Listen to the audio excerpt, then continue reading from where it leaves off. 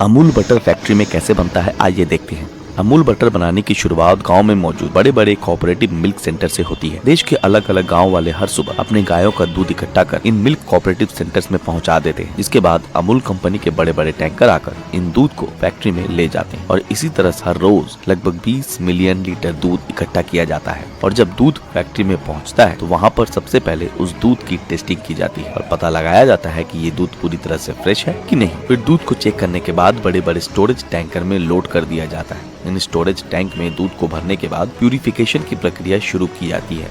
इन bacteria remover storage tank में दूध से बैक्टीरिया को अलग करने का प्रोसेस काफी सावधानी के साथ पूरा किया जाता है। इस प्रक्रिया में दूध को कुछ देर के लिए बहुत ही ज्यादा गर्म तापमान पर बॉयल किया जाता है और उसके बाद तापमान को ठंडा कर दिया जाता है और ऐसा करने से दूध में मौजूद सारे बैक्टीरिया मर जाते हैं, जिससे ये दूध पूरी तरह से शुद्ध हो जाता।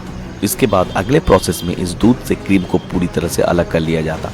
फिर दूध से क्रीम को अलग करने के बाद लगभग 8 घंटे तक 1400 डिग्री सेल्सियस पर अच्छी तरह से मैच्योर किया जाता है। इसे बटर प्यूरिफिकेशन प्रोसेस कहा जाता है। इसी प्रक्रिया पर बटर की क्वालिटी डिपेंड होती है। जी हाँ, इसीलिए इस प्रक्रिया को बहुत ही सावधानी से पूरा किया जाता है। इसके बाद अब मैच्योर क्रीम को एक बार फिर से स्टैंडर्डाइजेशन टैंक में डालकर इस टैंक में 1400 डिग्री सेल्सियस तापमान को मेंटेन करते हुए लगभग 1000 आरपीएम के रफ्तार से मशीन में बटर बनाने की प्रक्रिया शुरू कर दी जाती है। और फिर इस प्रक्रिया के दौरान जब बटर पतला पतला होकर दूध से अलग होने लगता तो बाकी बचे लिक्विड बटर मिल्क को आगे की प्रोसेस के लिए अलग कर लिया जाता। फिर इस बटर को वैक्यूम ब्लेंडर मशीन में डाला जाता, जहां पर जरूरत के अनुसार इस बटर में नमक मिक्स किया जाता है, जिस वजह से जब हम बटर खाते हैं तो इसका टेस्ट हमें नमकीन लगता है। नमक मिलाने के बाद इस बटर को अच्छी तरह से मिक्स करने के लिए मशीन में डाल दिया जाता और जब ये बटर अच्छी तरह से मिक्स हो जाती तब एक वर्कर बटर के सैंपल को कलेक्ट कर कंप्यूटराइज्ड ऑटोमेटिक मशीन द्वारा काफी सावधानी और अच्छे ढंग से इसकी इंस्पेक्शन करते हैं और इस दौरान अगर इसमें कोई भी कमी नजर आती तो इसे वापस फैक्ट्री में भेजा जाता, जहाँ पर इसे अच्छी तरह से फिर से तैयार किया जाता।